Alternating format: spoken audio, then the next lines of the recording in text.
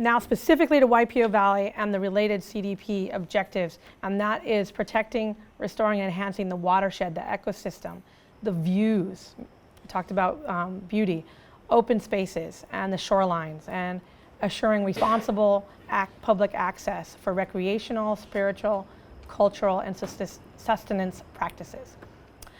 Number 2 is protect and restore viable agricultural lands and resources. We will talk about that tonight, especially in regards to taro farming. Protect and nurture Hamakua's social and cultural diversity and heritage assets, including sacred places, historic sites, and that particularly relates to Waipi'o Valley. And again, it reiterates preserving traditional subsistence practices and promoting Hawaii's host culture and Hamakua's heritage. So those are the main objectives that we'll be dealing with tonight for Waipi'o. And to that end, the CDP addresses those very things.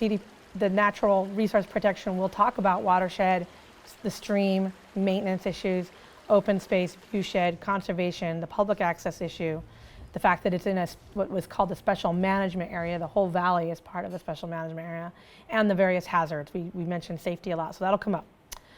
Heritage perpetuation and a place-based visitor industry, that's how it's discussed in the CDP.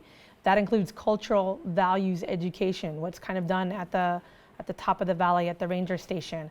And we're going to talk a bit about the Waipi'o Heritage Center and the development of that facility. Talk about Waipi'o agriculture, taro lands protection, the incentives as far as maybe tax relief, and also in protecting it as far as flooding mitigation. That's in the CDP. We'll talk about strong, safe Waipi'o community. It will be relating to emergency response, evacuation plans, the flood mapping again, and the community-based stewardship of valley resources.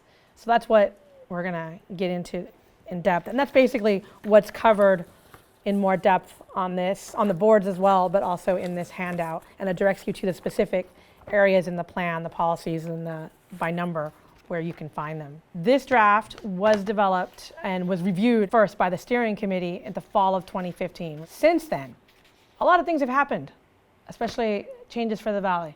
And these are just a few of them. There might be more that aren't on this slide, but we realize and we want to recognize that things have changed, and some of the conversation might be very different than we were having back at fall 2015. So we know that the dengue outbreak closed the valley for some weeks. I'm not sure exactly how many weeks, but that was a big deal recently.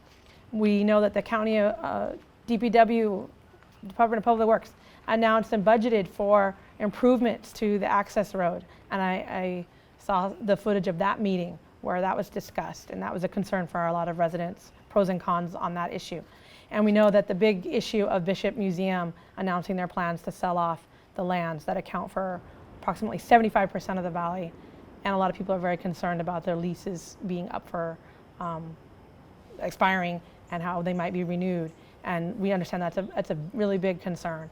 So in one hand, there's a lot of change. Is it a crisis? Is it an opportunity? We want to try and find the opportunities here. And the objectives that we reviewed for Waipi'o Valley are the same. But now the conversation might have changed a bit about what to do about it.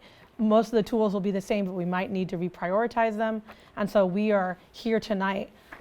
We came with the draft, but we also want to listen because we realize that there are new things happening and we might need to relook at the draft and look at the strategies, and we want to hear what you guys have to say and what we might be missing and if there's opportunities that the CDP can support.